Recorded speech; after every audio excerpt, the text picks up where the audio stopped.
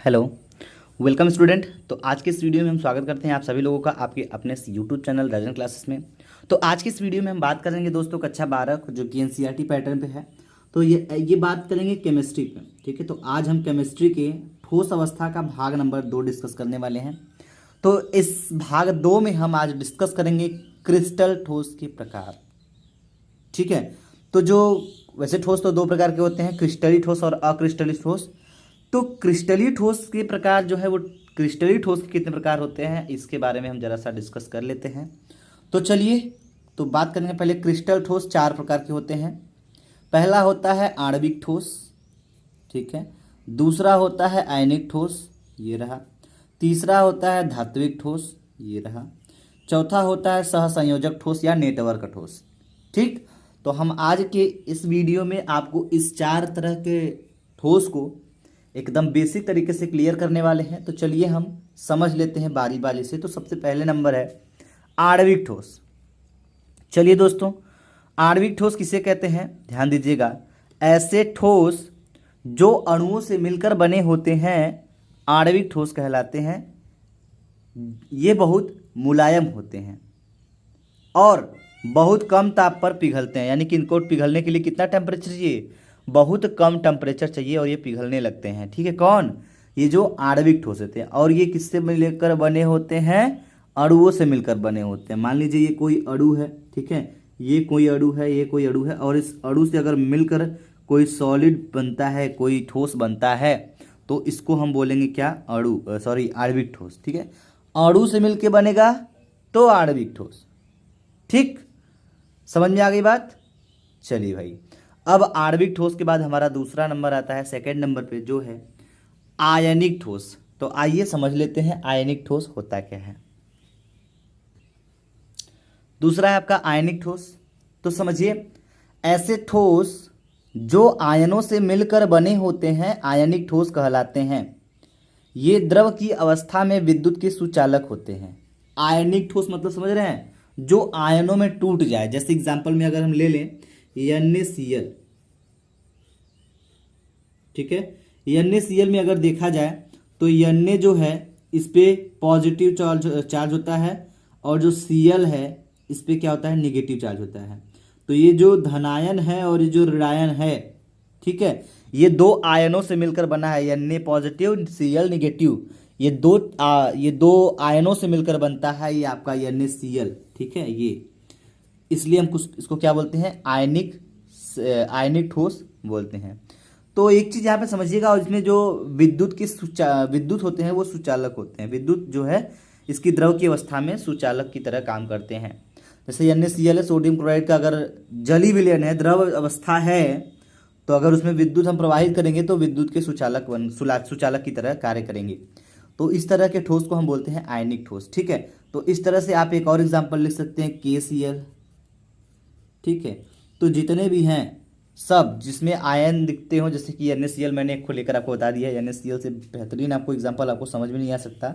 ठीक है, क्योंकि ये आपके लिए बहुत ही अच्छा है, क्योंकि Na पॉजिटिव और Cl निगेटिव दो आवेश दो दिए गए हैं, और ये दो धनायनों और ऋणायनों से मिलकर बना होता है NaCl।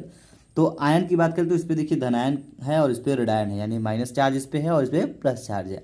अगर इनको हम तोड़ देते हैं, तो मतलब कि अगर इसको तोड़ने का मतलब कि अगर इनको लिक्विड फॉर्म में लेके जाते हैं तो ये विद्युत के सुचालक की तरह भी कार्य करते हैं। तो उम्मीद करेंगे आपको ये आयनिक ठोस भी क्लियर हो गया होगा।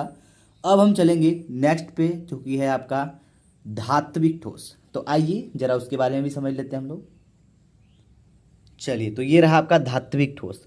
धात्विक ठोस होता क्या है, ऐसे ठोस जो धातुओं से मिलकर बने होते हैं धात्विक ठोस कहलाते हैं।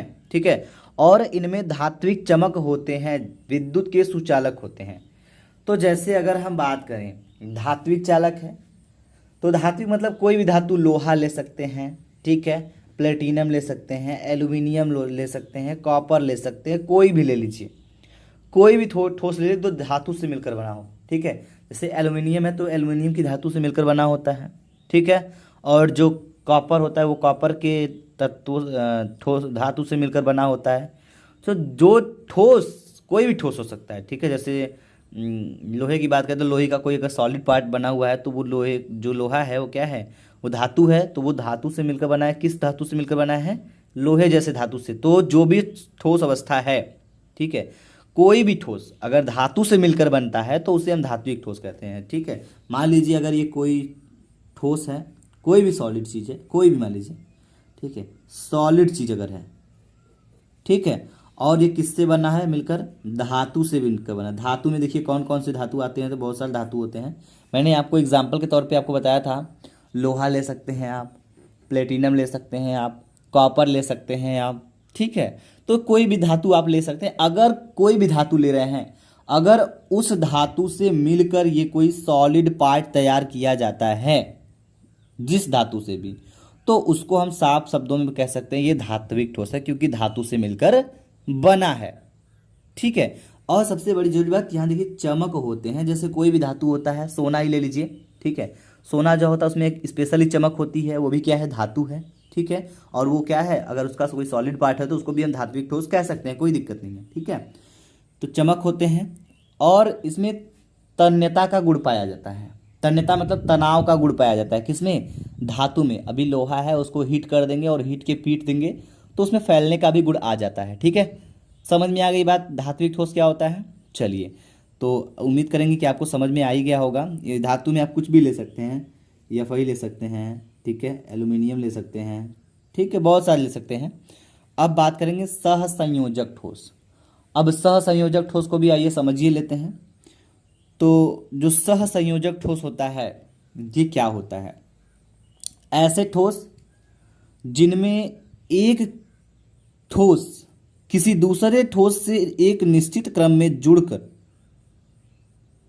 एक बड़ा सा ठोस पदार्थ बना लेता है या बना होता है, इसी प्रकार के ठोस को हम क्या कहते हैं, सहसंयोजक ठोस या फिर नेटवर्क ठोस कहते हैं। तो जैसे हम बात करेंगे, ध्यान दीजिएगा, जैसे कि एक मान लीजिए मोबाइल सबके पास होते होंगे, सब कोई, हर कोई बात करता है किसी न किसी कॉल पे। तो क्या होता है, एक कॉल अगर यहाँ से यहाँ पे जुड़ा होता है, ठीक है, फोन ने जो भी है नेटवर्क के थ्रू जुड़ा होता है। जिस तरह हम फोन से बात करने के लिए नेटवर्क का यूज़ करते हैं, नेटवर्क से जुड़े होते हैं, किसी न किसी नेटवर्क से कहीं ना कहीं कुछ ना कुछ जरूर जुड़ा होता है, एक दूसरे से जुड़ा होता है। ठीक है, ये चीज़ ध्यान दीजिएगा।